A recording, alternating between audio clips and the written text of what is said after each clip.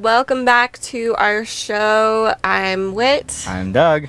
And today we are going to reveal the title that we came up with. More her than me, but yeah. I came up with it. But you guys helped inspire us to get a title going. A lot of you had some great ideas, and mine was better. I'm just kidding. I hope you guys like it. I worked on the logo for a while yesterday, and I'm not sure if we'll keep it exactly. And it definitely needs some tweaks, mostly because of me, but Doug's face. yeah. We didn't have an appropriate picture. It's like, so we just reveal it. Yeah, let's just reveal it, and you guys So, can really high-tech tear reveal it to here. shreds. Wait Put in patiently some while it drum actually roll. finishes booting. It's called the Stream Team. Oh, and we were discussing, because as if that's not cheesy enough, maybe doing a jingle, but we don't do music. So Yeah. if you guys want to possibly send us a little jingle, the cheesier the better, 5 to 10 seconds long, we may choose it and Yeah. put it on the show and Yeah. give you a shout out. Yep. So yeah, the topic for today is kind of your basic streaming setup. So about as simple as you can get, short of just doing a webcam or shooting something off your phone. Right. But it's all basically the simplest setup you can do with multiple cameras. Having multiple cameras though really adds a lot of production value. I mean, not only you have multiple angles, but you can always like reposition one of the cameras while it's not live. So you can make it True. look like there's more than two cameras. Yes. So if you're really feeling adventurous, you can actually pick up the camera and move it somewhere else, so it looks like there's While you're not recording. While you're not, yeah, Yeah. yeah. If that's not clear. That's always it's always the worst when somebody moves a camera when they're live. It's a bane of my existence as a technical director. Like somebody, whoop, right in the middle of a shot. I think I've done that on accident a couple times. Oh, we've all done it. Yeah. We're like, all of a sudden they're on you and you're like, Yeah, if you want to look professional, you want to come up with something that's at least this level of quality. Speaking of, we have a couple of cameras, a video switcher. Yeah, do your Vanna White. And then letters. this Just is a video streaming encoder. And I actually just did a video about this on my channel a couple days Yes, ago. this So, is the Go. Teradek VidiU Go. Yep. Go. Yep. We were discussing how confusing it is that the Pro came before the Go, but the Go is better than the Pro. Right. And they stole GoPro. And it's Go, yeah, and then there's GoPro, and I just, By the way, don't use GoPros for live streaming. They're not good at. Well, we'll get into that another show. there's a lot of things you shouldn't do. Yeah, and we'll cover a lot of that, like, and not just what you shouldn't do, but why. We've kind of selected an assortment of equipment here that would probably be used by people that are starting out, and in particular, ATEM Mini, because I would bet that a huge portion of the people watching this channel have the switcher. These things are selling like Hotcakes. Yes, exactly. Back ordered everywhere, and has been ever since it was introduced back in November. Oh, it's back ordered? Oh yeah, yeah. Oh. Yeah, if you want one and you order it now, you might not get it for a couple of months. Is this the new one that they announced? This was announced in November, and then they have a newer one. It's called ATEMminipro, which is a little Okay. higher end.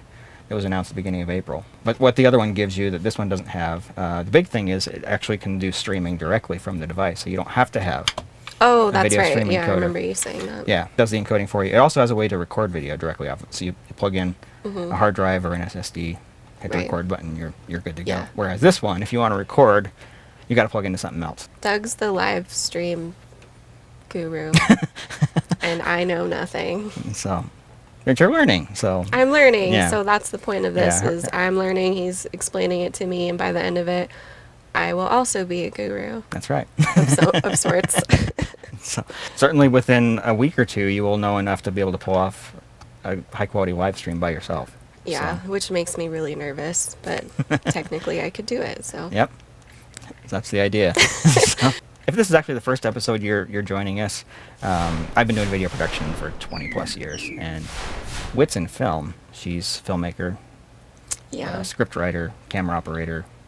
I do a lot of camera operating on Doug's live shoots, but I don't necessarily understand what goes into live streaming. That feels like a whole other thing. It is Compared to it filmmaking really to is. me. So there's So- there's some overlap, like the cameras and things that are related to the cameras, but Right. but beyond that, like once you get past the camera, it is a totally different world than film. So yeah, so we've got a couple cameras here that you might see people trying to use for live streaming. So this is a Canon mirrorless. This is the EOSRP.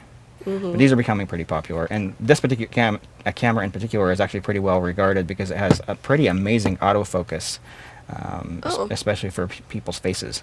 And then we've also got a consumer style camcorder here. Now this particular one is a little bit higher end than you might find someone buying if they go to like their local Best Buy or whatever. But, and it's 4K. Yeah, it's 4K. It has 4Ks. The connections are the same, so it's a good stand-in for some of those consumer cameras. We'll actually go through the process of hooking up to the switcher and talk about why we use a switcher, and then we'll hook up to the video encoder as well. So yeah, anybody following along, just pretend you're Whit and I'm so sorry. Now we're gonna plug in the switcher to one of the cameras because So yeah, what's our signal flow need to be here? So we've got the cameras that are shooting an image. HDMI. Yeah, and then we need to connect the output of the camera needs to go into the switcher so we can select which shot we want to go live. Right. And then the output of the switcher goes to, in this case, a monitor, but that could be a projector, it could be a video encoder, it could be a recorder, it could be anything, right? So this is plugged into the monitor right now. Yep. But it's just, the switcher's just outputting black, and that's why we don't see anything on the screen yet. Right, okay. So. And then this is just power. That's just power. We need to plug in the HDMI to any one of these. Yep. I have it upside down. Yeah, there you go. And HDMI don't put it in upside down. Yeah, they're one way, so. We'll plug that into the camera where it says HDMI. Usually behind a rubber cover on these SLR style. And it's too big. Okay, so it says HDMI, but it doesn't match this. These are the problems I always run into. We do tweeting, and professionals in doing video production for years run into these problems too. If we have the wrong cable, what do we do? So we just need to find the right cable. So if we look at this, it's smaller than HDMI, but it's not like tons and tons smaller. So that means it's an HDMI mini. Okay, so there is an HDMI to HDMI mini cable. So I'm going to input one.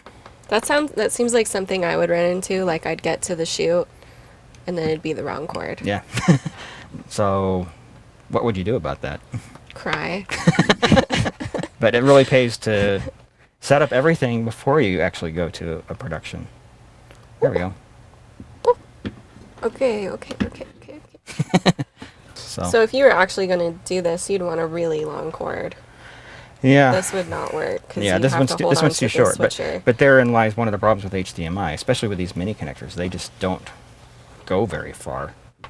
Their HDMI is designed to hook up your Blu-ray player to your TV, so like a 6-foot connection at most. And the fact that it works for cameras like this is sort of an afterthought.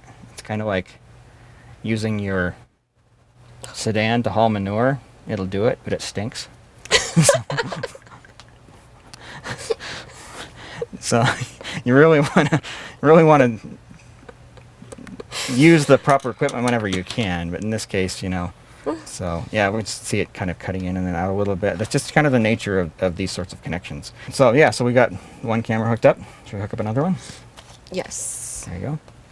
It's a micro. That's a micro. Yeah. So HDMI micro. How many different kinds of HDMI cords are there? Realistically, these are about the 3 that you're ever going to encounter. Okay. And most equipment does use the full size. Oh, wrong way again. But that's the problem you got to deal with, right? Like you got to get your cables connected the right way. This camera should be outputting a signal. The battery may have died on that one. Oh. But if we switch to camera 2, do we get a signal? Apparently not. So, time to troubleshoot, right? Connections in. Looks solid. I know what it is. This camera is 4K. It's outputting 4K. Oh. And this switcher doesn't do 4K, so. Well, I'm surprised so many people want this then if they can't do 4K. Honestly, it's not really that big a deal because nobody is streaming 4K today. So. That's true. It's really not that big of a deal. Okay, do we have an image? There we go. Yeah, we took care of the battery problem. So rule number 1. Yeah, rule number 1? Charge your damn stuff. and have plenty of extra batteries on hand, especially for cameras like this where you can't really plug it in very well. Right. There's no plug-in on this camera for power. If you're doing an 8-hour show and your battery only lasts half hour, you better have You better have a like lot 20 of batteries on you. yeah. Yeah, but the other thing that actually just reminded me a little while we were on break is like the reason this is shutting off. There's a setting in there you have to Right. change. So if we go back over here and wake the camera up, we'll get an image again.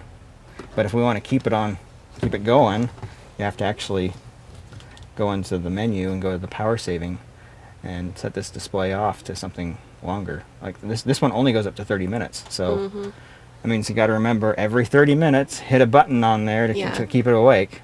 So just another thing you have to remember, unless you decide to record. But even then, these cameras only record for a half hour. So. So either way. Yeah.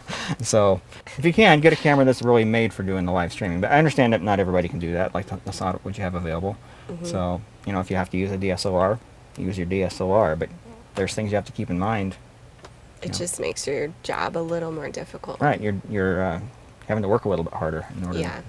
But that's kind of our basic setup there. So the only other thing that we briefly mention here is like this is getting a picture from the switcher onto a monitor. Right. But if you're actually going to be streaming it, putting it on a monitor is not going to do you any good. Not going to hold your phone up to your screen and and stream it that way, right? So that's where something like this guy comes in. So the main difference here would be instead of connecting HDMI output from the switcher to a monitor, you're going into the HDMI input on your streaming device. So this is what makes it stream. So video input, and then you've got your internet connection with either Ethernet or Wi-Fi on this one. Which would you prefer, Ethernet Oh, or Ethernet Wi-Fi? for sure. Okay. Yeah. Wi-Fi, especially in an environment where you've got hundreds of people running around with smartphones, gets really unreliable really fast. Wires are always more reliable than wireless. So Right. when you've got a job on the line that you're being paid for, do everything you can. Don't take a chance. Yeah, don't take the Wi-Fi. chance. So just make arrangements with the venue that you're working to make sure that you have a hard Ethernet line. Because Wi-Fi will cut out on you. I've tried using it on a few events and it's failed every time. And it has nothing to do with this, right? It has Not everything really. to do with the Wi-Fi. Yeah, it's like every smartphone in that room is sending out signals like, hey, is Wi-Fi, is it available? Can I connect? Yeah. And you get very many devices doing it, and they really start to interfere with one another. Do yourself a favor and plug in. It's just going to be so much more reliable than it would Plug be. it in, plug it in. Isn't Copyright. That, what is that song from? It's a commercial, From TV commercial. what? Is it one of those air Yeah, the things. glass. Yeah. So there's our theme song. Plug it in, plug it in. No, we have to say the stream team. The stream. Yeah. I would briefly mention the switcher. It's there to switch between different camera shots. And the way that this ATEM Mini comes configured out of the box, you just press the button over here to select which camera you want. You can see it switching back here. And if you want to change the type of transition from a cut to a dissolve, press the auto button, and then you hit the button to change cameras. Once you get all this plugged in, do you have to hit record You'd want to you probably want to record what you're doing, right? So, onto the camera? well, that's kind of up to you. So I always record on cameras and the final program as well. But if you know that nobody's ever going to edit it, you don't necessarily need Don't to. need it. Yeah. And if it's only a live stream that you're not going to ever play back again, then you could skip recording altogether.